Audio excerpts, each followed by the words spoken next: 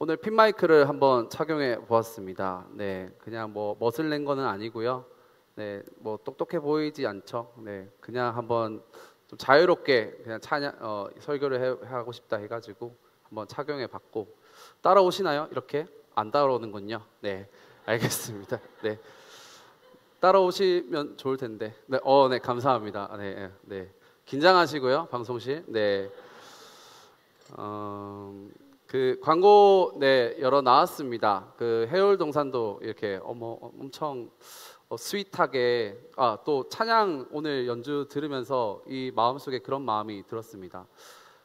말씀이 설교가 달콤해야 할 텐데 제가 안 달콤해가지고 어쩌지란 걱정도 있었고 그 영상에서 해월동산이 아주 스윗한 공간처럼 또 선교지에서 엄청 하하호호하면서 기뻐 보이시죠? 마냥 기쁘지 않을 수도 있습니다. 네, 제가 듣기로 지금 튀르키예가 그 38도, 40도 찍은 걸로 알고 있거든요. 그래서 에어컨도 없는 차를 타고 돌아다니는 걸로 알고 있습니다. 네, 그리고 일본도 지금 만만치 않거든요. 네, 후덥지근한 날씨에. 그리고 해울동산에서 그 엄청 많은 물소리 있을 수도 있지만 또 이따시만한 벌레가 등장해가지고 수련회 참석했는데 기분을 잡칠 수도 있습니다. 근데 그 아까 튀르키예 영상에도 나왔는데 그 난 여호와로 인하여 기뻐하리 이 찬양 있잖아요. 거기에 답이 있는 것 같아요. 그 수련회 준비하면서 한 겨울 수련회부터 좀 고민을 했었는데 수련회 언뜻 지나가는 스치는 장면이 계속 곱씹게 되는 부분이 있었어요.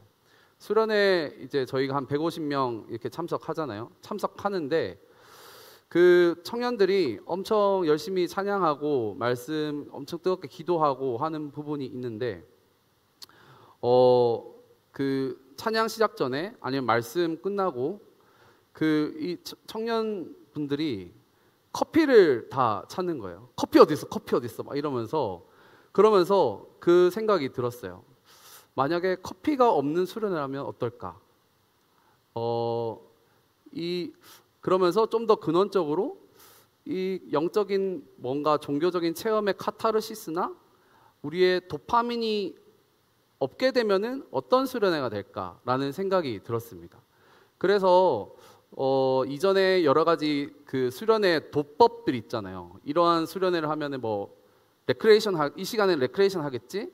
이 시간에는 이 찬양이 한 30분 하고 설교 1시간 하고 기도회 한두 시간 하겠지? 라는 도법을 좀 벗어나서 다르게 꼬아서 낯설게 한번 수련회를 해보고 싶다라는 생각이 그때 들더라고요. 그래서 아마 확정은 아니지만 저희 바울 수련회는 레크레이션도 없고 조별 모임도 그러니까 사람의 만나에서의 어떤 피로감, 뭔가 그런 왁작지근한 그런 거랑은 좀 떨어지지만 슴슴하지만 그 가운데 하나님을 만나는 세미한 소리를 들을 수 있는 그런 시간으로 한번 생각해 보았습니다. 네, 오늘 또 말씀은 그 지난주에 이어서 7월달에 계속 하나님과의 관계를 바탕으로 해서 그 관계에 대해서 설교를 하고 있어요. 지난주는 이제 정연한 목사님이 가족에서의 집구석이라는 제목으로 말씀을 전하셨고 오늘은 사랑의 D다라는 제목으로 연애, 결혼 그리고 그것을 더 포괄적으로 하나님과의 사람과의 사랑의 관계에 대해서 조금 얘기를 해보고 싶다라는 생각이 들었어요. 펜을 드셔서 오늘 또 여러 가지 장치를 뒀는데 주보에 그 말씀 본문 밑에 보시면은 블랭크가 있습니다. 여러분들 제가 친절하게 주무실 분들은 피곤하시면은 주무셔도 되지만 그 블랭크에 적어 보면서 한번 설교를 들어보시면 좋지 않을까. 여러 가지 실험을 해보는 건데요. 네, 설교를 시작해 보도록 하겠습니다. 그 야곱의 저랑 함께 했었던 친구들은 기억하실지 모르겠지만 그 사랑 연애에 대해서 결혼에 대해서 세미나 형식으로 리더 모여서 한 적도 있었어요. 근데 그런 세미나를 통해서 교육을 통해서 학습하는 것 이상으로 청년들과 신방하면서 이 연애와 결혼에 대해서 고민이 많고 그 고민에 있어서 세미나로 뭔가 교육으로 학습으로 많이 아닌 한계가 있겠다라는 생각이 솔직히 들었습니다. 그래서 이 연애, 결혼이라는 주제가 여러분들이 항상 고민하는 주제일 수도 있고 아니면은 포기해버린 주제일 수도 있겠지만 그것을 오늘은 한번 하나님께 가지고 가면서 그냥 지적으로 정보를 수집해서 듣는 것에서 그치는 세미나가 아니라 예배 가운데 여러분들이 하나님께 주신 마음으로 생각하고 결단하고 같이 기도하는 그리고 하나님의 음성을 듣는 시간을 예배 가운데 가졌으면 좋겠다라는 생각이 들어서 이 주제의 말씀을 주제로 생각해 봤습니다. 현대 사회에서 연애와 결혼에 대한 가치관이 많이 변하고 있잖아요. 그 가치관이 변하고 여러 가지 케이스 바이 케이스가 많이 있습니다. 이제 기성세대 분들의 여러 가지 라떼에 대한 말이 있잖아요. 부모님들이 여러분들에게 하시는 말씀이 있고 언제 결혼해? 뭐 이래서 추석도 설 명절에도 가지 않고 그리고 결혼하면은 언제 아기나 그리고 언제 연애해? 뭐 이러한 여러 가지 그런 프레스들이 우리의 삶 가운데 있지 않습니까? 그런데 이러한 압박 속에서도 하나님께서 말씀하신 디자인하신 연애와 결혼에 대해서 한번 오늘 포커싱을 맞추어 보고자 합니다. 나는 솔로라든지 하트 시그널이라든지 여러 가지 연애 프로그램들이 많이 있잖아요.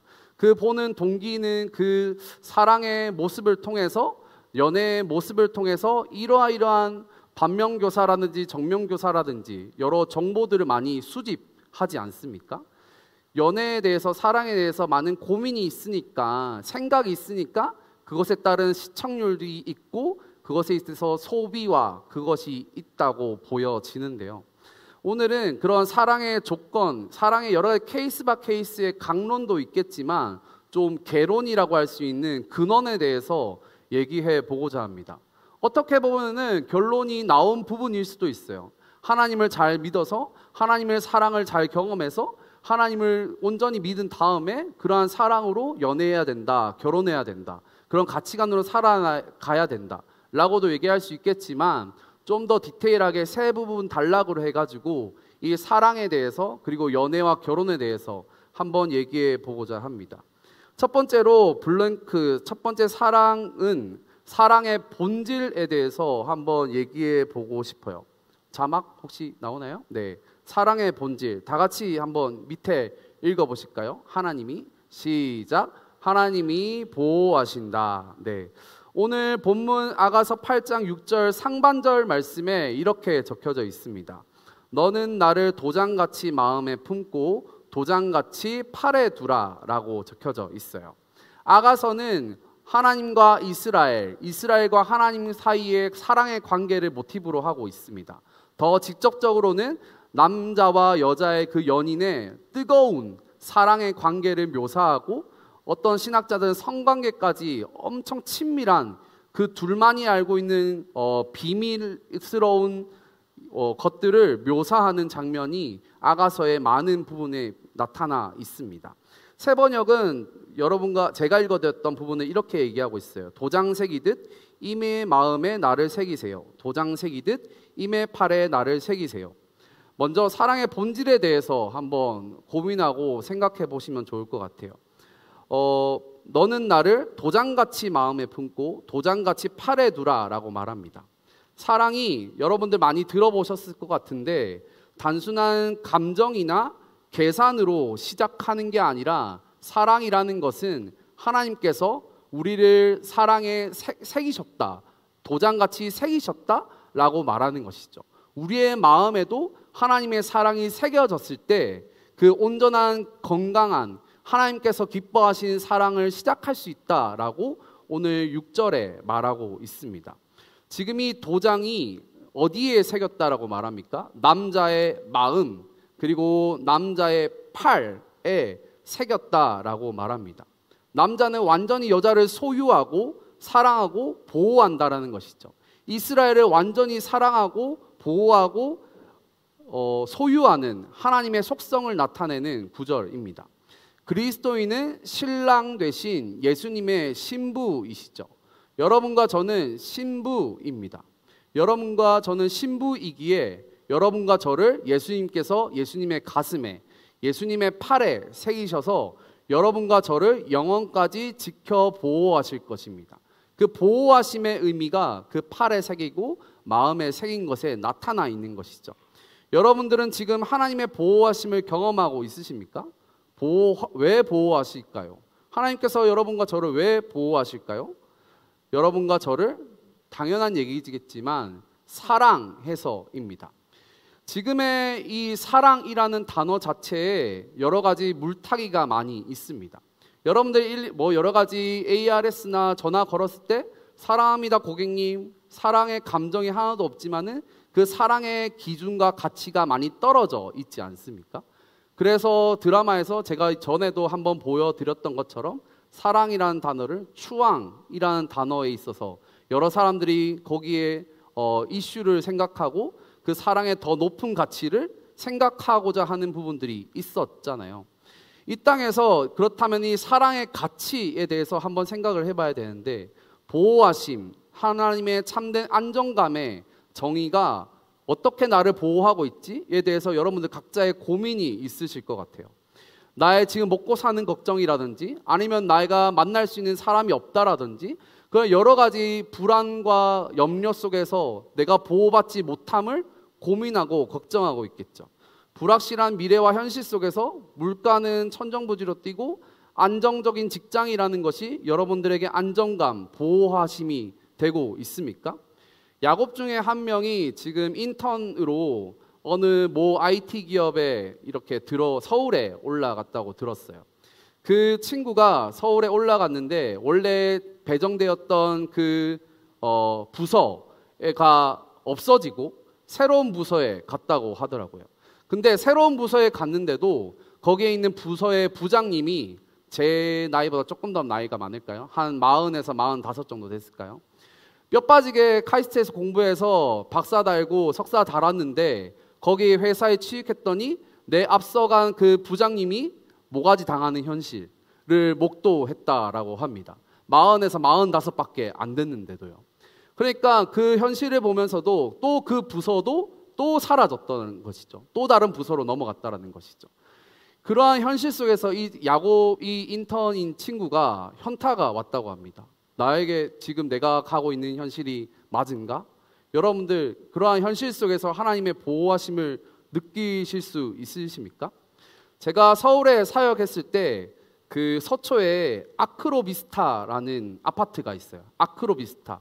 그 윤석열 대통령이 살았던 그 아파트인데 그 아파트에 제가 교구 사역을 했었어가지고 신방을 간 적이 있었습니다.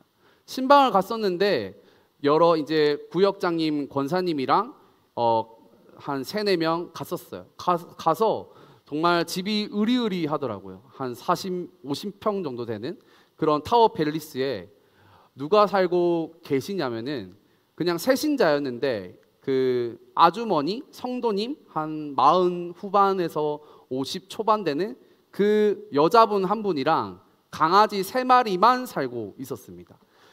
자세한 가정사는 저에게 얘기하지 않으셨는데 남편분이 해외에 계속 출장 나가 있고 아이들도 유학으로 다 떠나보내서 그 집에 자기 혼자 살고 있다고 하더라고요. 큰 방 같은 곳에 큰 방이 피아노, 저 그랜드 피아노가 큰 방에 그 안에 있더라고요. 그러면서 엄청 대리석과 화려한 조명이 있는데 거기에 강아지 3마리와 자기 혼자 살고 있는 것이죠.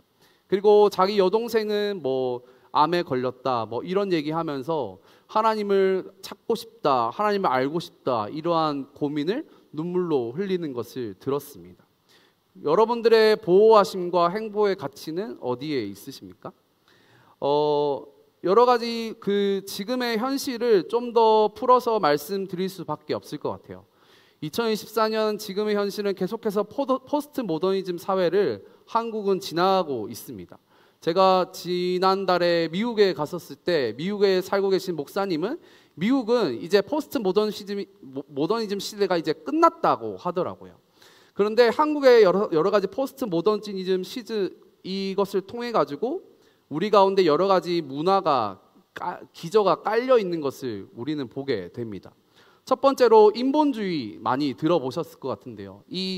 우리가 어떻게 정의를 내릴 수 없는 사회를 살기 때문에 여러 가지 인문학을 배워야 하고 사람을 배워야 하고, 그래서 과거의 사람들을 배우기 위해서 역사를 배워야 하는 그런 풍조들이 많이 우리가 살아가고 있습니다. 그런데 하나님을 알아가는 것이 없이 인간만이 알아간다는 것에 있어서 한계를 기독교는 얘기를 합니다. 사람을 알아가기 위해서는 하나님을 알아가야 된다라고 기독교는 우리는 얘기하고 있습니다. 또한 다원주의 사회에 살고 있잖아요. 그래서 다양한 인권의 중요성, 인권이라는 것은 정말 중요합니다. 예전에 과거에 인권이 없던 시대에서는 사람이 물건 취급을 받고 여자가 물건 취급을 받았던 그런 시대 속에 살았었잖아요. 그런데 지금의 사회는 점점 더 인권이 강화되면서 인권으로 인하여서 하나님보다 더 높은 가치의 인권을 얘기하는 부분들이 우리 가운데 있습니다. 그리고 데이터로 봤었을 때 종교는 점점 더 관심이 없어지는 탈종교화 사회를 살고 있고, 그렇지만 종교 자체에는 관심이 없지만, 종교라는 건물이나 뭔가 예배는 관심이 없지만 점점 더 영적인 것에 있어서는 엄청 더 많이 심취해 있는 사회가 어떤 미디어나 문화 가운데 많이 있습니다.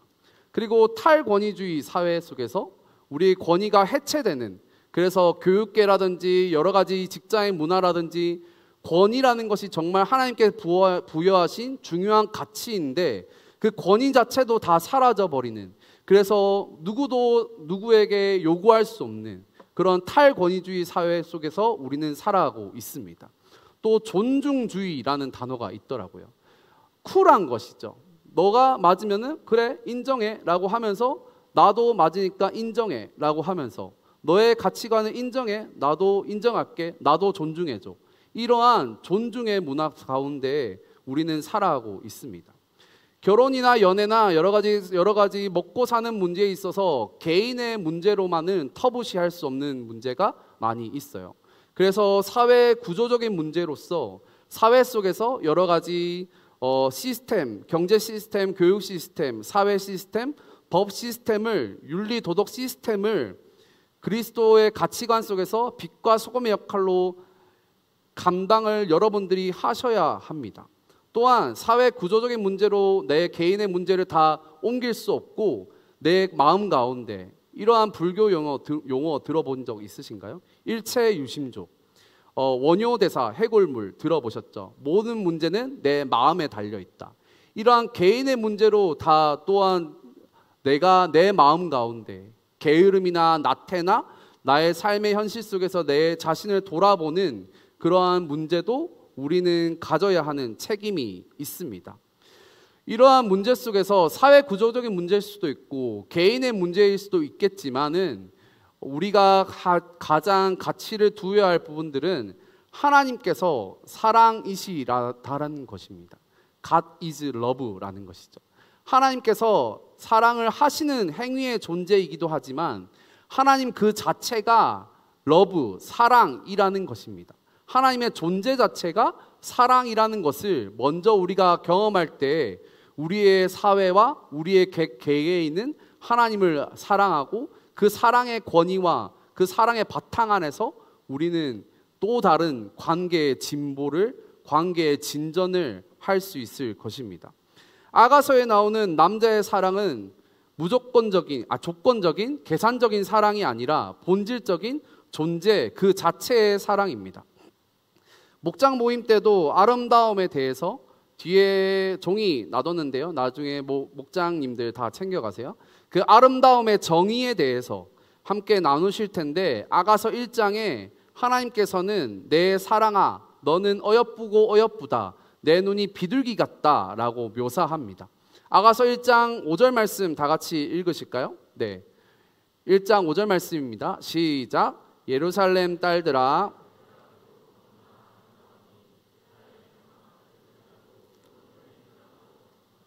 여기에 게달의 장막이 나오고 솔로몬의 휘장이 나오는데요.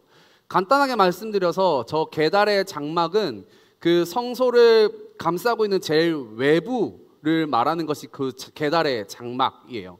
엄청 거칠고 엄청 비바람과 모래 폭풍을 맞게 되는 그러한 모습을 계달의 장막이라고 표현합니다. 그런데 비록 검지만, 비록 부족하고 거칠거칠하지만 예루살렘 딸들에게 하나님께서는 우리 자신들에게 솔로몬의 휘장 같다, 그 아름다운 휘장의 모습 같다라고 얘기하는 것이죠. 겉에 보이는 표면은 거칠고 볼품없지만 하나님께서는 아름답다, 그 모습이 너희 내면과 외면 모든 것이 전 존재가 휘장같이 아름답구나 라고 얘기합니다. 옆에 분에게 고백하실까요? 당신은 아름답습니다. 의심이 있으신가요? 네. 하나님께서 창조하신 사람은 아름답습니다. 눈에 보여지는 아름다움의 가치 판단 기준으로 정의할 수 없어요. 재화가 비싼 자기 자신이 명품을 든다고 해서 그 명품이 자기 자신의 아름다움이 되지 않습니다. 잘 아실 거예요. 청년 여러분, 여러분의 마음과 삶에 새겨진 사랑의 본질을, 이 중요성을 먼저 인식하시기 바랍니다. 청년기의 사랑은 단순한 감정을 넘어서서 헌신을 요구합니다. 상대방을 향한 책임감과 존중, 서로의 성장을 위한 노력이 동반되어야 합니다. 이는 결혼을 준비하는 과정에서 매우 중요한 헌신이라는 가치인데요. 두 번째 블랭크에 나오는 단어가 바로 사랑의 능력입니다. 사랑의 능력. 이 사랑의 능력은 사랑이 상호 의존이 될 수 있고 상호 존중이 될 수도 있습니다. 좀 더 풀어서 설명해 드리자면은 상호 의존은 서로의 물질, 서로의 시간, 서로의 에너지를 동반한다라는 것이죠. 그래서 내가 3시간 공부해야 할 거를 2시간 공부하고 1시간은 상대방에게 의존하는 의존의 시간을 써서 사랑의 감정을 담아 노력해야 합니다. 그런데 또 상호 존중이 될 수도 있습니다. 그것이 너무 빠져버리지 않고 하나님께서 주신 마음으로 서로 존중하면서 서로의 시간과 에너지를 존중하는 것이죠. 그런데 더 나아가서 하나님의 사랑은 상호 헌신을 요구합니다. 헌신은 서로를 존중하면서 자기가 가진 책임을 다합니다. 네, 저렇게 되어 있어요. 사랑의 능력에 대해 살펴보겠습니다. 아가서 6장 후반절에 이렇게 적혀져 있잖아요. 사랑은 죽음같이 강하고 중약하고 6절 그 기세가 여호와의 불과 같으니라. 여기 6절 7절에 보이시나요? 성경 구절에 불 동그라미 쳐보시겠어요? 물 동그라미 쳐보시겠어요? 물과 같다, 불과 같다, 이렇게 사랑의 능력을 묘사합니다. 사랑은 놀라운 힘을 보여줍니다. 진정한 사랑은 죽음보다 강합니다. 제가 저랑 관계하신 분들은 아시겠지만 모르시는 분들이 또 있을 수도 있으니까요. 저는 신대원에서 저희 아내를 만났습니다. 저희 아내도 이제 유치부에서 전도사님이시고요. 제가 신대원 1학년 마치고 2학년 이제 교제하기 시작했는데 원래는 1살 많은 그냥 신대원 학생 누나였었어요. 누나 친구였는데 이제 교제를 시작하면서 사랑의 이 능력치가 제 마음 가운데 막 쌓여서 막 올라가는 거죠. 그래서 주일 같은 경우에 이렇게 열심히 새벽부터 나와가지고 열심히 사역한 다음에 한 5시나 6시쯤 됐거든요. 제가 그때 김포에 상가교회에 차도 없었을 때 김포에서 사역을 했었는데 광나루에서 서울 동쪽 끝에서 김포로 갔다가 저희 아내는 의정부에 있었습니다. 그래서 의정부에 제가 데이트하러 갔었을까요? 안 갔었을까요? 갔었습니다. 제가 콩깍지가 제대로 씌었던 것이죠. 사랑의 물과 불이 저의 능력치가 되어가지고 내 그 여가 보고 싶다라고 해서 지하철을 타고 5호선을 타고 광역버스를 타고 1호선을 타고 해가지고 의정부까지 1시간 반, 2시간 되는 거리를 거의 매주 갔었던 것 같아요. 그러면 주일만 갔었을까요? 아니요. 평일에도 너무 이 하나님께서 제 눈을 이렇게 능력치를 채우게 해주셔가지고 제 아내와 너무 사랑의 관계의 능력치가 더 높아져서 매일마다 의정부에 아내를 데려다주고, 제가 차가 어디 있겠어요. 그 신학생이 같이 1-1번 버스를 타고 1시간 만되는 의정부에 아내를 데려다주고 11시, 밤 11시나 11시 반에 이제 막차를 타고 광나루 기숙사로 들어오는 것이죠. 저희 마지막 데이트 장소는 항상 ATM기였습니다. 그러니까 추운 날도 있잖아요. 그 ATM기가 따뜻하잖아요. 그래서 너무 헤어지기 싫어가지고 ATM기에서 서로 끌어안지는 않았고 서로 손잡고 이렇게 사랑의 능력치가 그때는 있었어요. 지금도 그럴까요? 전혀 아니죠. 네. 전혀 아닙니다. 그런데 이렇게 사랑에는 능력이 있습니다. 그래서 그 능력은 근데 이렇게 발현되어지는 능력뿐만 아니라 성경 가운데서는 인내하는 능력, 그리고 참아내는 능력도 말하고 있습니다. 고린도전서 13장 잘 아시잖아요. 사랑은 인내하고 모든 것을 견딘다라고 하잖아요. 제가 연애할 때는 그렇게 발현되어지는, 그렇게 보여지는, 이렇게 가게 되는 능력이 많이 쌓였다면은 지금의 결혼하는 이제 결혼 7년차, 8년차 되는데 견디는 훈련, 견디는 능력, 그리고 인내하는 능력도 하나님께 구하면서 쌓여가는 것 같습니다. 그래서 사랑장을 한번 떠올려 보세요. 사랑의 인내와 끈기는 하나님의 사랑을 반영하는 것이고, 우리가 서로를 향해 보이는 사랑은 하나님께서 우리에게 보여주신 그 무조건적인 사랑의 작은 반영입니다. 그래서 사랑에 있어서 나가는 에너지도 있지만 받아들이는, 인내하는 에너지도 하나님께 달라고 구해야 하는 것이죠. 그렇다면 다시 돌아가서 이 능력의 헌신이라는 단어를 어떻게 정의할 수 있을까요? 내 사랑하는 사람에게 모두 퍼주는 사랑이 헌신일까요? 그렇게 많이 연애할 때 고민하지 않습니까? 나는 헌신했는데 상대방은 헌신하지 않는 그런 인간적인 마음이 들지 않습니까? 제 경험을 지금 말씀드리는 겁니다. 이 헌신의 속성은 인간적인 헌신이 아니라 예수 그리스도의 사랑의 헌신에서 출발합니다. 빌립보서 2장 1절에서 5절까지 예수님의 그 땅에 내려오신 사랑의 엑기스, 사랑의 찬양의 가사가 1절부터 5절인데요. 한번 자막 띄워주시겠어요?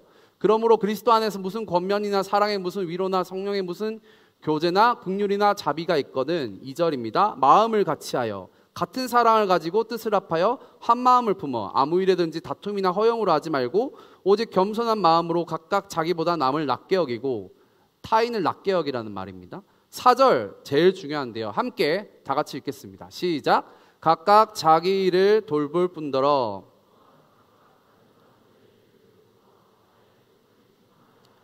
여기에 일이 2개 나오는데 어떻게 일이 되어 있습니까? 다른 사람들의 일뿐만 아니라 자기 일을 돌아봐야 된다라고 성경에는 적혀져 있습니다. 이것을 모르는 상태에서 상대방에 퍼주기만 하다가 내가 없는, 내 일을 돌아보지 못하는 사람들의 연애가 수두룩빽빽합니다. 또한 요즘에는 자기 일만 돌아봐서 다른 사람의 일을 돌아보지 않고 자기만 생각하는, 이기적인 일을 하는, 이기적인 자신의 바운더리만 생각하는 연애도 많이 있지 않습니까? 성경에서는 자기 일, 그리고 다른 사람의 일을 얘기하면서 그 가운데 예수 그리스도의 기쁨이 충만하게 있다라고 얘기합니다. 현대인의 사랑을 인스턴트 사랑이라고 할 수 있습니다. 쿨하잖아요. 그래, 너 갈 길 가라, 난 내 갈 길 간다. 이러한 존중 문화 속에서 그것이 옳은 가치인 것처럼 가르칩니다. 반대로 연애 관계 속에서 가스라이팅 하면서, 아니면 가스라이팅 당하면서 순진하게 그러한 집착이나 조종에 매여 있는 관계 가운데 있는 연애도 심심치 않게 볼 수 있습니다. 다 퍼주기만 한다면, 다 퍼주는 것을 인내와 끈기라는 이름으로 포장하시면 안 됩니다. 기도하면서 하나님께 주시는 이 연애가 어떠한 연애일까요? 하나님께서 무엇을 원하시는가요? 물어보셔야 합니다. 하나님은 무엇보다 중요한 말인데 여러분 자신을 지켜보호하십니다. 건강하지 못한 연애를 하고 있으시다면 지속적인 스트레스나 내 이 연애를 통하여서 정죄나 자책이 그 사람으로 인하여서 흘러나온다면 과감히 그 관계를 끊으셔야 합니다. 교회를 잘 다닌다고 내 연애 대상자가요, 또는 나와 잘 맞는 것 같다고, 그리고 그 사람이 괜찮은 스펙인 것 같다고 남들에게 소개시켜 주기에 괜찮을 것 같다는 것으로 그 관계를 지속한다면 언젠가는 그 관계로 인하여서 큰 코 다칠 수 있습니다. 본질은 상대방과 내가 같은 예수님의 마음을 품고 있는가, 그리고 그 예수님의 마음에 기쁨이 있는가, 진정 하나님을 겸손히 바라보면서 진정한 하나님의 사랑을 존재 자체로 나와 그가 갈망을 함께 하고 있는가입니다. 생각보다 쉽지 않죠? 상대방이 아니라 본인이 그리고 그러한 사람이냐 먼저 되물어 보셔야 합니다. 그렇지 못한 수많은 결혼생활, 연애생활, 가정생활의 직간접적인 황폐화 현상이 지금 출산율 0.65%이지 현실이지 않습니까? 네이트판이나 수많은 커뮤니티에 하나님의 말씀이 없는, 예수 그리스도의 기쁨이 없는 그런 전쟁과 같은, 지옥과 같은 가정을 경험하는 수많은 글들 보셨습니까? 거기에서 헤어나올 방도를 찾지 못한 가정들이 수두룩 빽빽합니다. 그렇다면 저희 가정은 항상 천국만 있느냐? 전혀 그렇지 않습니다. 저희 가정에서도 지옥 같은 그러한 긴장과 그러한 어려움과 그러한 아이스가 흐르는, 이러한 긴장이 흐르는 추운 시간도 있는 것이죠. 하지만 거기에만 있는 것이 아니라 서로에게 그러한 방도가 우리의 아내와 저에게 있기 때문에 서로 부단히 지금도 싸워 나아가면서 서로 이 믿음의 가정을 성화시키려고 노력하고 있습니다. 상대방이 하나님의 사람이다라는 사인과 확신이 있어야 될 텐데요. 그러한 가능성이라도 있어 보여야 될 텐데요. 그렇다면은 헌신하셔야 합니다. 제가 왜 가능성이라는 단어를 썼냐면은 저는 저 자신을 바보온달이라고 생각합니다. 제 아내를 통하여서 제가 항상 지금도 성장해오고 있고 성장해왔었고 성장하는 것 같아 보이는 결혼 생활을 하고 있거든요. 그래서 지금에 있는 그 배우 남자, 지금 내가 보고 있는 그 여인을 그 상태로 판단하시면 안 됩니다. 그 마음 가운데 밭에 감추인 보화가 있는지를 발견을 하셔야 되는 것이죠. 밭에 감추인 보화는 밭에 감추어 있기 때문에 보이지 않습니다. 저는 아내 가운데 있는 밭에 감추어진 보화를 그 신대원에서 발견했습니다. 여러분들도 그 보화를 발견하게 해달라고 기도하세요. 특별히 남자분들은요. 그렇다면은 제가 사인, 시그널을 이렇게 가능성이나 확신을 말씀드렸는데, 시그널, 확인을 나에게 그 사람에 대한 하나님께서 부어주신 확신이 있느냐, 아니면은 두 번째, 그 관계를 주위 사람들이 축복하느냐, 연애나 결혼의 관계에 있어서요. 그리고 둘 사이에 건강한 하나님께서 개입하실 틈들이 있느냐 살펴보셔야 합니다. 마지막으로 서로에게 하나님께서 부어주신, 각자 부어주신 비전과 가치관이 맞아가고 있느냐 체크하셔야 됩니다. 나눌 수 없다면 찾아가 보고자 하느냐, 그래서 이 에너지, 불과 물과 같은 사랑의 능력을 서로 건강하게 사용, 컨트롤할 수 있느냐 계속 판단하는 관계 가운데 나아가셔야 합니다. 6절 후반절, 7절 상반절에 물불 나오는데요. 이 물불을 가리지 못한 연애의 관계나 결혼의 관계에 수많은 참사가 벌어집니다. 사랑의 불, 사랑의 물이 건강한 경계, 그리고 건강한 수치 안에 있을 때 축복이 됩니다. 가스불을 틀 때 수치가 있잖아요. 어떤 음식을 끌 때는 중불로 해야 하고 어떤 음식을 할 때는 강불로 해야 하고, 그것이 이제 경계가 넘어서 버리면은 집을 홀라당 다 태워버리지 않습니까? 사랑도 마찬가지입니다. 그 경계를 넘어서지 않고 물불이 가운데 여러분들의 사랑의 에너지를 조절할 수 있도록 하나님께서 거룩한 경계를 지정해 주시도록 수치를 서로 알맞게 조절할 수 있는 관계가 될 수 있게 해달라고 기도하셔야 합니다. 마지막 세 번째요. 시간 잘 가는데요. 벌써 15분이네요. 네. 사랑의 가치입니다. 가치. 사랑의 공동체는 이상한 공동체입니다. 이번에 저 6월 말에 CCC 수련회 했더라고요. CCC 평창인가요? 거기서 수련회, 여기 있는 친구들 중에서도 CCC 동아리 있는 친구들, 거기 수련회 간 친구도 있을 텐데, 유튜브에 이상한 동아리라고 한번 쳐보시면은, 제가 예배 전에 쳐봤는데요, 이상한 동아리, 수련회 때 영상 중에 하나였는데요, CCC를 이상한 동아리다라고 이렇게 영상을 하나 만들었더라고요. 한번 봐보세요. 순원이 왔는데 그 순원을 막 너무 사랑한 거예요. 그래서 같이 밥 먹자, 아니면 같이 뭐 하자, 퍼주고 하는 것을 우리 CCC는 이상한 동아리다, 뭐 이렇게 표현을 하더라고요. 사랑의 관계에 있어서도 이러한 가치 전복의 현상이 그리스도인의 사랑의 관계라면 일어나야 합니다.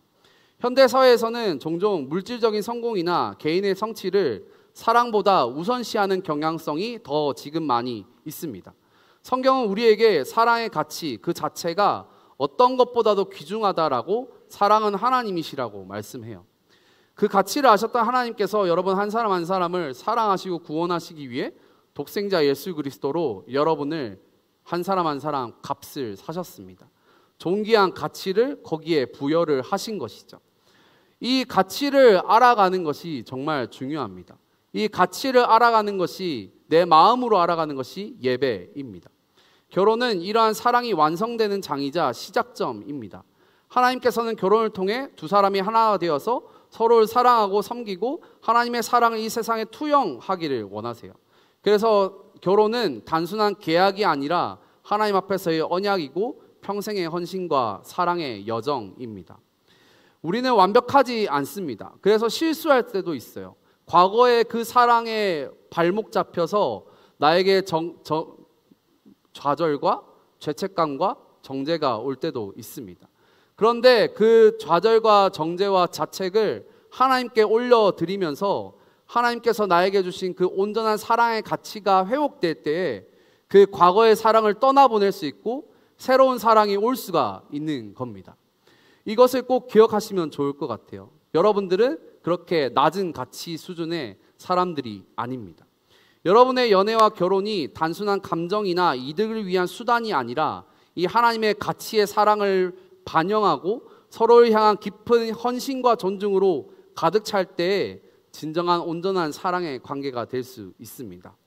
오늘 설교 제목이 사랑의 D다입니다. 하나님의 그 한량없인 사랑을 먼저 그리고 지속적으로 경험하시길 바랍니다. 하나님 그 자체를 만나본 적 있으신가요? 제 아내한테 물어봤어요. 여보, 하나님 만나려면 어떻게 해야 되지? 라고 물어봤어요. 그러니까 이렇게 아내가 얘기하더라고요. 내가 가난해져야 해 라고 얘기하더라고요. 그러니까 물질적으로 가난하다는 그런 문자적인 게 아니라 내 마음의 심령의 가난함이나 그 내 마음 가운데 있는 가난한 마음이 되어서 예수님을 갈망해야 해, 이렇게 아내가 얘기를 하더라고요. 심령이 가난한 자는 복이 있어가지고 천국을 맛본다라고 복음서에 적혀져 있지 않아요? 그 만나는 경험을 하나님 나라, 하나님의 임재, 또 혹은 기름 부음이라고 성경은 표현합니다. 예배의 이 설교는 설명이 아니라 지적인 여러분들을 동의시키는 것이 아니라 선포이고, 예배는 하나님의 영광, 여기서 이 존재, 그분을 만나는 유일한 장소가 예배 자리입니다. 이 예배의 찬양과 기도를 통하여서 하나님의 사랑에 대이는 경험, 디이는 경험을 하실 때에 여러분들에게 새로운 빛과 소금이 나타나지 않을까 싶습니다. 하나님을 만나셔서 신랑 되신 예수님을 오늘 이 시간 만나시고, 또 나의 모난 상처, 아픔, 불확실한 두려움과 번민과 고통의 죄 속에 허우적대고 있을 그때에 여러분과 저를 수렁에서 건지시는 그 어마어마하신 사랑의 본질, 능력, 가치를 발견하는 시간이 되시길 주님의 이름으로 축복합니다.